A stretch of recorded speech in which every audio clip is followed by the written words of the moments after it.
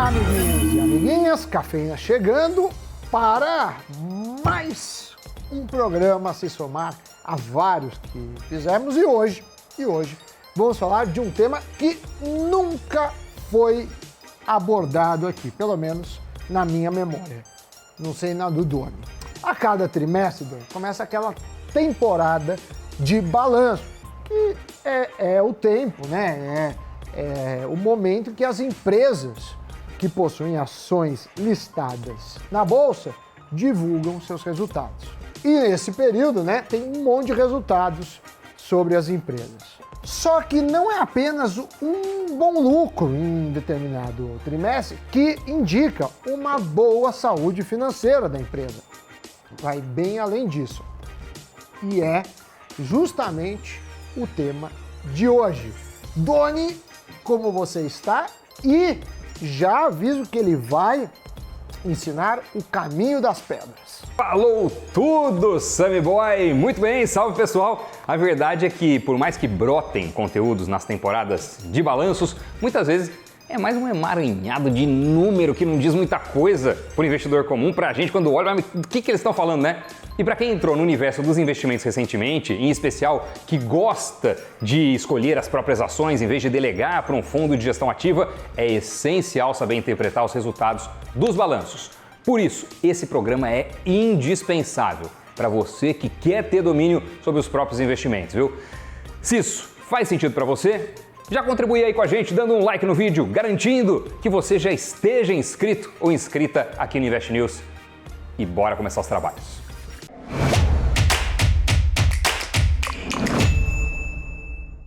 A questão é que muitos só analisam o lucro, a receita e entendem que um mero comparativo com o ano anterior ou até o trimestre anterior já basta para falar se a empresa foi bem e ainda mais se ela está bem ou não das pernas. Mas não é por aí. O que eu estou falando é o seguinte, às vezes a empresa foi bem no lucro, mas ela está se destruindo por outras razões. Então a gente tem que fazer uma visão holística, como diria, quem é, Cabide, que diria isso? O nosso amigo Liga Tchá. Por quê? Porque você tem que comparar como ela vem, como ela não vem, com o setor, que são seus pares, então você tem, né, análise histórica e por aí vai. Um dos caras mais citados nos investimentos, você sabe, é o Warren Buffett. E ele é um craque da análise de balanços. Ao longo das décadas, o Buffett devorou os números das empresas e conseguiu, com muita destreza e com repetição, fazer um raio-x da situação financeira dos negócios. Aliás, tem até um livro chamado Warren Buffett e a Análise de Balanços, que desvenda os segredos, as estratégias por trás dos métodos que ele usa. O livro mostra como que o Warren Buffett procura companhias que podem sobreviver aos maus períodos, como identifica se aquele negócio tem o que ele chama de vantagem competitiva durável e também mostra quais são as companhias que vão trazer bons retornos no longo prazo na visão dele, né? Qual é a análise, o que ele avalia para chegar a essas conclusões. Analisar o balanço de uma empresa é olhar para o passado de resultados, mas com a mente no futuro. Diria até que é um tema um pouco controverso. Muitos falam que é mais arte do que uma ciência exata, já que você faz essa análise, como eu disse, e como diria Walter Mercado, holística. E obviamente, né, Doni, quando você vai fazer previsão do futuro, você tem premissas e que podem se mostrarem aderentes à realidade ou não. Dito isso, o que de fato o investidor comum precisa analisar num balanço e que vai fazer a diferença para ele optar entre a ação A ou B. Quem ajudou nessa empreitada foi um amigo nosso, gente fina demais e que, além de tudo, é fera em analisar balanços. É o Murilo Breder, analista de ações na Nuinvest. E ele pediu para ter cautela com as interpretações. Por quê? Porque, por mais que seja correto e muito utilizado comparar, por exemplo, o resultado do quarto com o terceiro trimestre ou de um ano com o ano anterior, a gente precisa tomar cuidado com o chamado efeito base. É um efeito da matemática que pode atrapalhar os números e distorcer a interpretação. Suponha que o lucro foi muito baixo em um trimestre, digamos próximo de zero. Mas daí, no trimestre seguinte, ele é bem maior. Acontece que se você pegar os valores percentuais, o crescimento pode brilhar aos olhos, pode ser 400%, 500%. Mas a real é que a alta só foi expressiva por conta do mau resultado do anterior, do trimestre anterior. E tem que ver se esse lucro faz sentido, porque o lucro é também sujeito ao câmbio, depreciação, amortização, ou seja, tem uma série de elementos que permitem uma certa subjetividade. Para muitas empresas, como de commodities e exportadoras, o EBITDA faz mais sentido para eliminar diferenças como a cambial. Um exemplo claro, pelo que o próprio Murilo explica, é quando a gente compara empresas brasileiras exportadoras com seus pares internacionais. Nesse caso, é interessante pegar o EBITDA para fazer essa comparação, até porque tem uma diferença de imposto de renda entre um país e outro, né? Então, de forma prática, sem economês, o EBITDA é o lucro de uma empresa já descontadas as despesas, mas antes de tirar os impostos. Suponha que vamos analisar o balanço de uma empresa do setor sucro-alcooleiro. Aí tem duas companhias que eu vou dar de exemplo, a São Martinho e a Jalles Machado.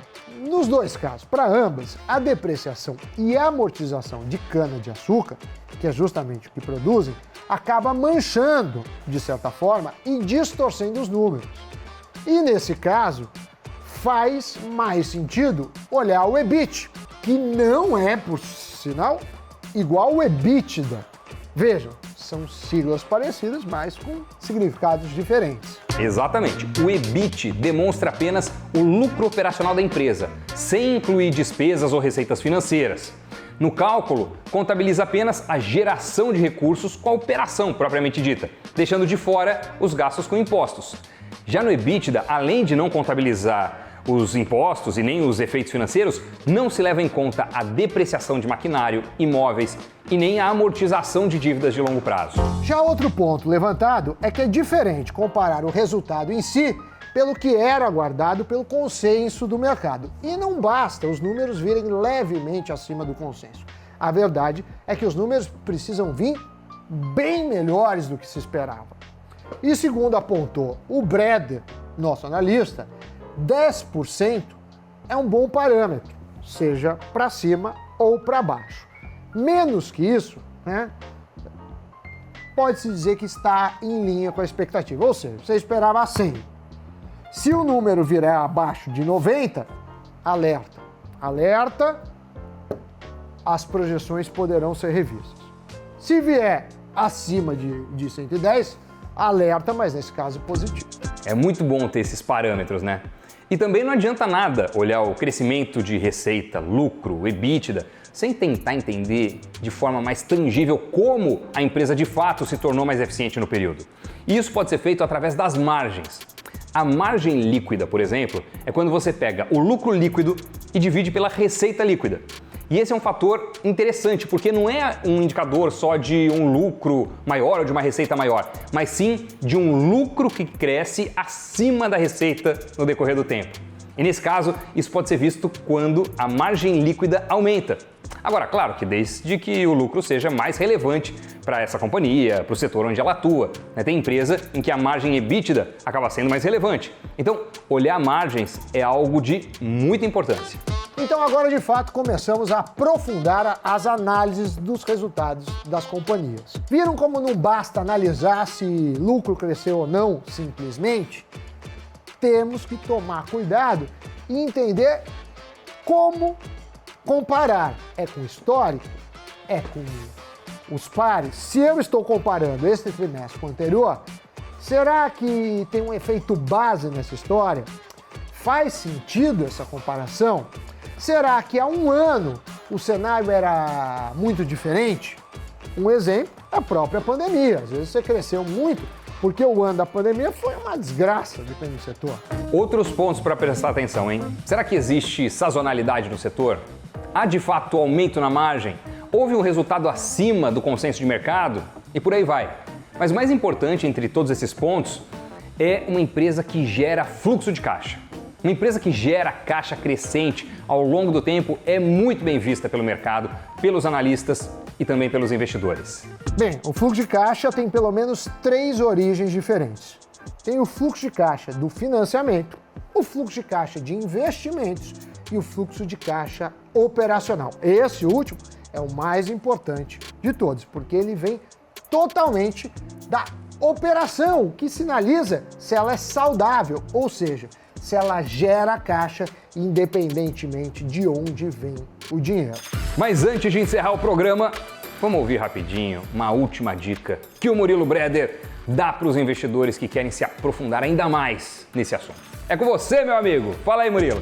E aí, por fim, a última sugestão para os investidores que querem se aprofundar ainda mais em como fazer uma análise melhor dos resultados das companhias é pegar as informações direto da fonte, tá?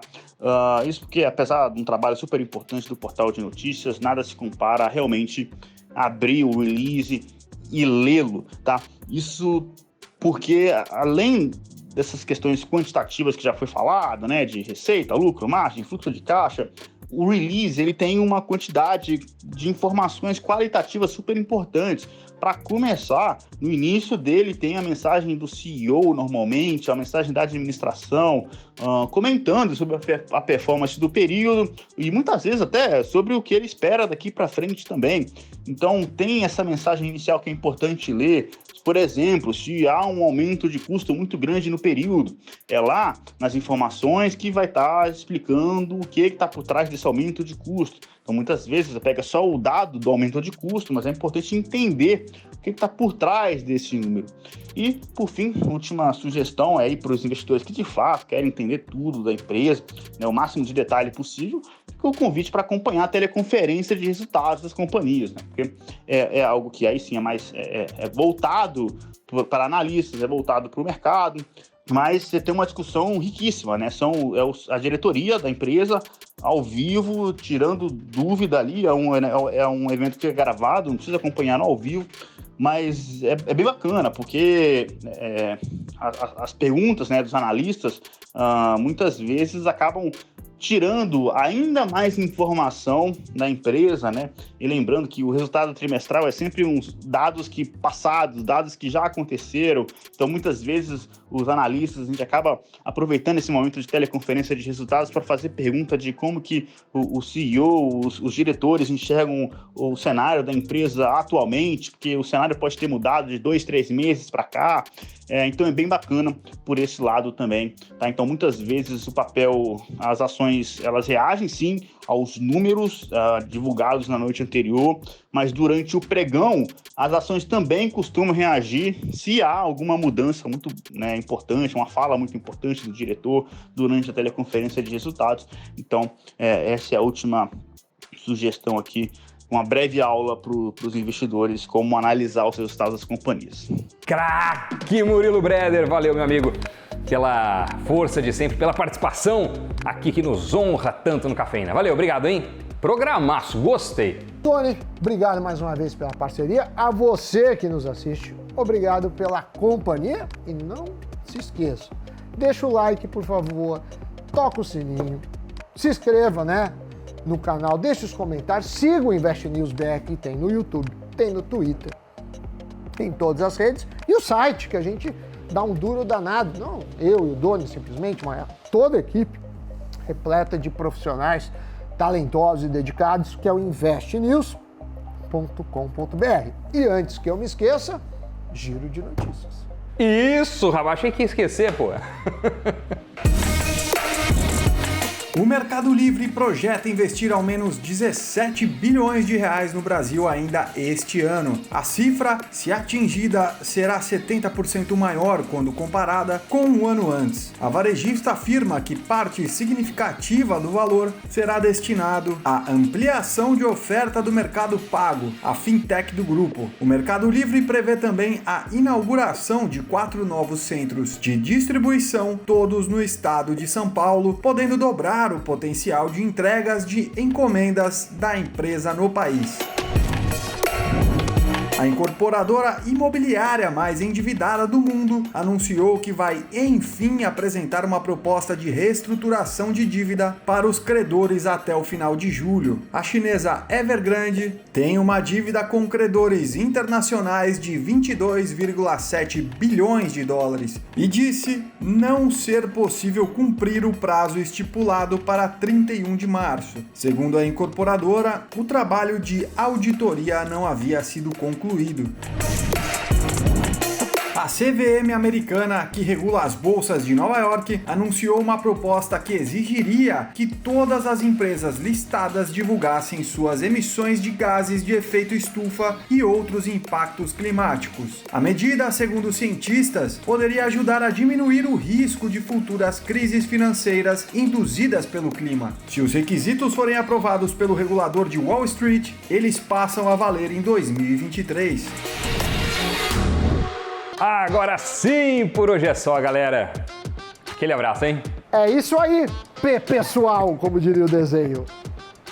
Tchau, valeu.